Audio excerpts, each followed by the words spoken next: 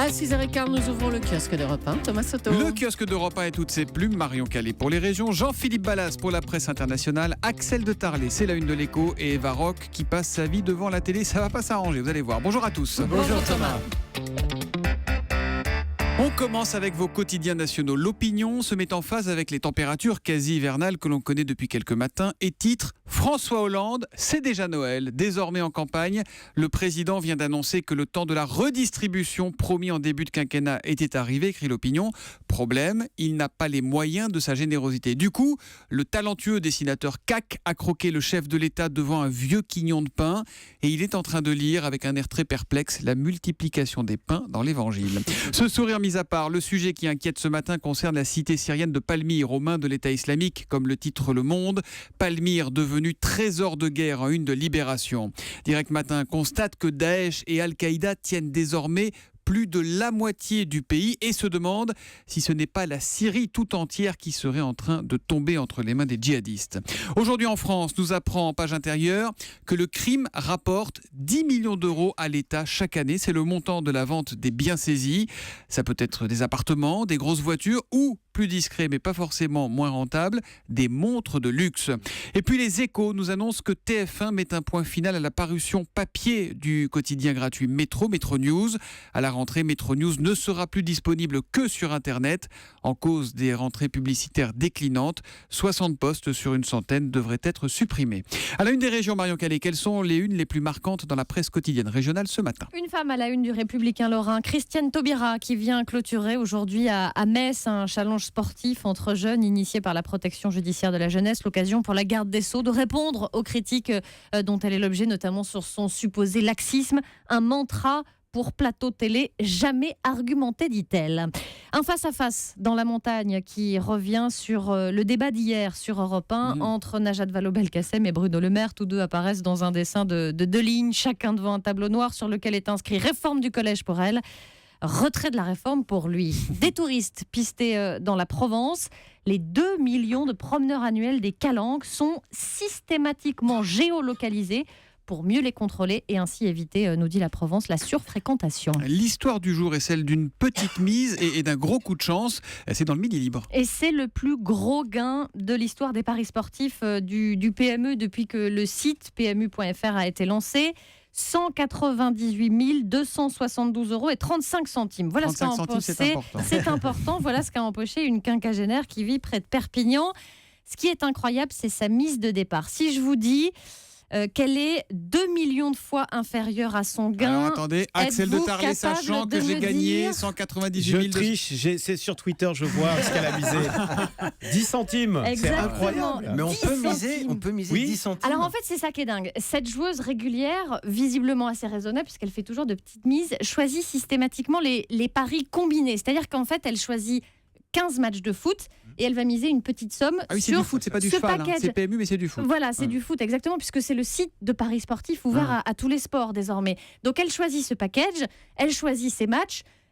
Si elle fait la moindre erreur, il n'y a pas de gain. Donc là, apparemment, elle a eu tout bon, y compris sur le match entre le FK Gabala et l'Inter Bakou. C'est un match d'Azerbaïdjan. Ça existe, respect. Et combien, dites-nous vite. Aujourd'hui, en tout cas, dit Midi Libre, la gagnante souhaite rester anonyme, mais le PMU assure qu'il n'y a pas de raison qu'elle arrête de jouer. Vous voyez que j'ai pas vu que vous n'aviez pas le score du match entre le FC Bakou et je sais pas quoi là. Eh bien, écoutez, on va aller chercher ça. On va vérifier. Il y a eu un péno On appelle litigieux, Jérôme je crois. Lacroix. Justement, Jean-Philippe Ballas, on passe à vous, la presse internationale.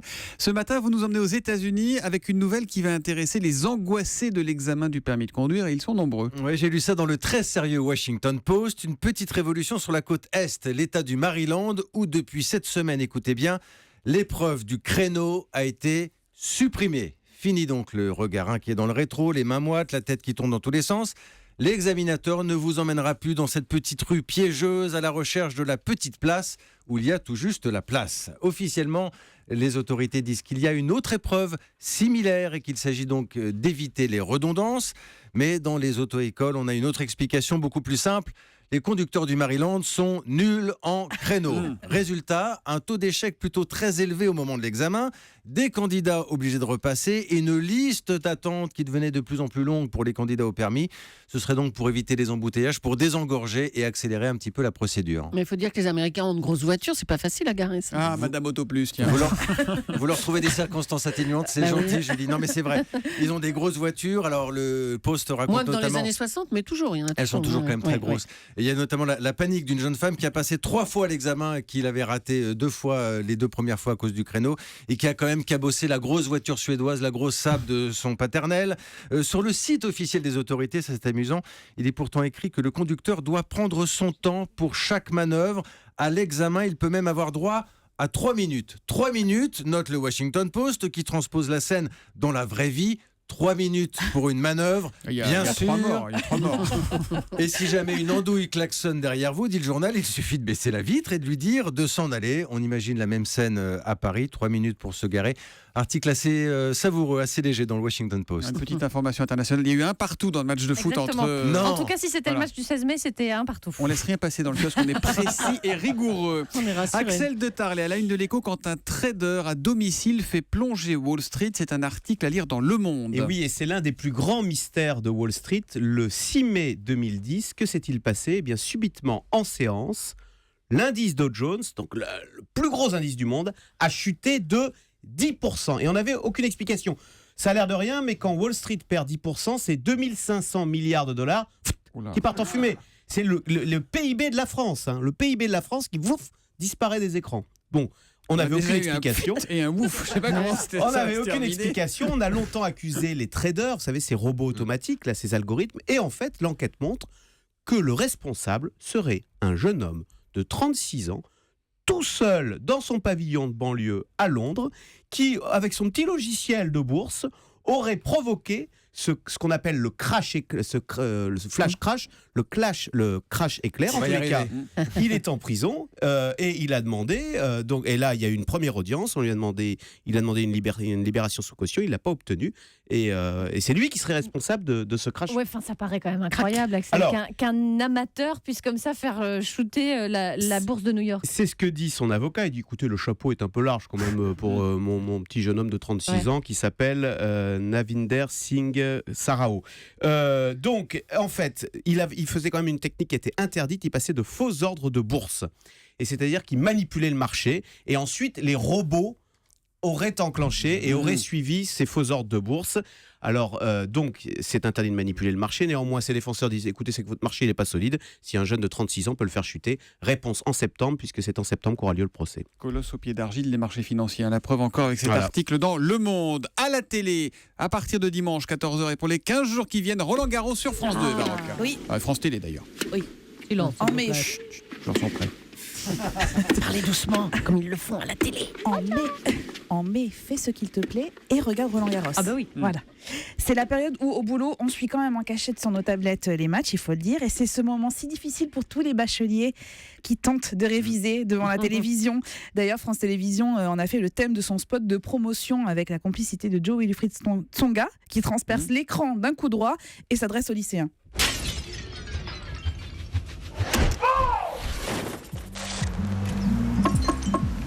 Alors, ça révise? C'est drôle. C'est vraiment assez amusant. Alors le tournoi, vous savez surtout, c'est un immense barnum médiatique. Il y a 3000 représentants des différents médias. Pour la seule équipe de France Télévisions, c'est quand même 600 personnes, 17 réalisateurs, 95 caméras Mais non. pour ne rien louper des cours. Et sur Énorme. le plateau, des joueurs qui se prêtent tous au jeu des interviews. Alors à commencer par les 3 stars, Nadal, Djokovic et un Suisse. Un J'ai Suisse. oublié son nom. Il Thomas. répond là-bas aux questions. Il J'y fait vais, aucun je vous effort, laisse. il parle jamais français en plus. Federer donc. Federer, exactement. France Télé qui peut compter donc sur ses journalistes et puis vous savez les consultants parce que c'est vraiment devenu des éléments essentiels au dispositif médiatique. Alors pour France Télé, c'est Justine Hénin, Arnaud Clément, Arnaud Butch et le petit nouveau cette année, Michael Laudra. Et au fait, c'est quoi un bon consultant ? Eh bien, réponse de Lionel Chamoulot. La première chose qu'on a envie de connaître chez eux, c'est savoir si oui ou non ils ont vraiment coupé. Il n'y a rien de pire qu'un consultant qui dit bah, ok, je vais commenter et qui toutes les 5 minutes dit ah, mais moi j'aurais pas fait ça parce que moi j'aurais joué comme ci ou moi j'aurais comme ça. Ouais. Il faut tourner la page. Voilà, alors côté chiffres, vous savez que le tournoi rapporte quand même 13 millions d'euros de recettes publicitaires à France Télévisions, qui a obtenu les droits du contrat jusqu'en 2018. Et pour cela, il débourse quand même 17 millions et demi d'euros par an. Quant au gain des joueurs, c'est la parité. C'est un des rares tournois où le gagnant comme la gagnante gagne autant, 1 800 000 euros. Ah, c'est pas mal quand C'est même, parti pour 15 jours. C'est parti. Oh, joli coup au filet des Maroc. Comment vous dites, c'est le tournoi de Roland Les internationaux de France. De Roland Garros, hein, la niçoise. Allez, bon tennis à tous, bon kiosque à tous. Ah ben non, c'est fini. Tiens, rideau sur le kiosque.